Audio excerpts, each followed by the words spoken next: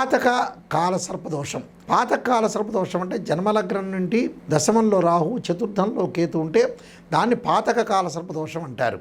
అంటే వివిధ లగ్నాల వాళ్ళకి దశమంలో రాహు ఉండకూడదు. అలానే రాహు ఉండటం ఒకటి, చతుర్థంలో కేతు ఉంటే కూడా పాతక కాల సర్పదోషం అంటారు. వృత్తిలో తీవ్రమైన అసంతృప్తి కలగటం ఒకటి, వృత్తిలో ప్రతికూలమైన ఫలితాలు, వాహనాల మీద ప్రయాణం చేసేటప్పుడు కొంత జాగ్రత్తగా ఉండండి. అలానే గృహంలో అమ్ముడు కొనుగోలు చేయటం విషయంలో, క్రయ విక్రయాల్లో కూడా కొన్ని ఇబ్బందులు కలుగుతూ ఉండటం, తల్లిదండ్రులకు దూరంగా ఉండే అవకాశాలు ఎక్కువ ఉంటాయి, మిత్రద్రోహం జరిగే అవకాశాలు. అలానే ప్రతి విషయంలో కూడా తల్లిదండ్రుల విషయంలో కూడా జాగ్రత్తగా ఉండాలి.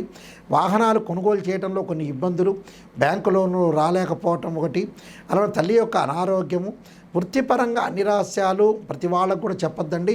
జాయింట్ వ్యాపారం వల్ల కూడా వివిధ దోషాలు కలిగే అవకాశాలు ఎక్కువ ఉంటాయి. జాయింట్ వ్యాపారం చేస్తున్నారు, భాగస్వామ్య వ్యాపారంతో కూడా కొన్ని గొడవలు జరగటం ఒకటి, వ్యాపారం అనేది ముందుకు వెళ్ళలేకపోవటం, వ్యాపారం ముందుకు వెళ్ళలేకపోవడంతో పాటు నష్టాల బాటలో వచ్చే అవకాశాలు ఎక్కువ ఉంటాయి. అలాంటి నష్టాలు కలగకుండా తప్పకుండా కొంత జాగ్రత్త చర్య తీసుకోండి. ఉద్యోగస్తులకి తోటి కొలీగ్స్ ఎవరైతే ఉంటారో వాళ్ళందరికీ కూడా అన్ని సీక్రెట్స్ చెప్పకుండా చాలా జాగ్రత్తగా ఉండి ముందుకు వెళ్ళాలి.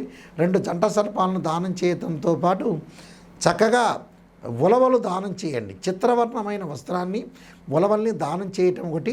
అలానే అర్ధకాయ మహావీరం చంద్రాదిత్యమర్ధనం సింహకాగర్భ సంభూతం తం రాహుం ప్రణమామ్యం అనే మంత్రాన్ని చక్కగా చదువుకోండి. చదువుకోవడం వల్ల కూడా మీకు మంచి జరిగే అవకాశాలు ఖచ్చితంగా ఉంటాయి.